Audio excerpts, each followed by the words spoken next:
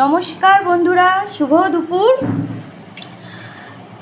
তোমরা এখন চা খেয়ে রেস্ট নিচ্ছ, ভাত টাত খেয়ে চা খেয়ে রেস্ট নিচ্ছ। আমরা এখন ভাত খেতে যাচ্ছি। তো দুপুরের মেনুতে কী কী আছে একটু তোমাদের সাথে শেয়ার করে নিই। ইলিশ মাছের ঝাল, থোড় ভাজা, আর এটা কি চালতার চাটনি, এই দুটো দিদিভাই দিয়েছে। আর আমি বানিয়েছি ইলিশ মাছের ঝাল আর কচু চিংড়ি, কচু আলু আর চিংড়ি মাছ দিয়ে তরকারি, আর সাথে আছে গরম ভাত। এই হলো আমার আজকে দুপুরের মেনু। কিছুই রান্না করিনি, দেখানোর মতো কিছুই নেই।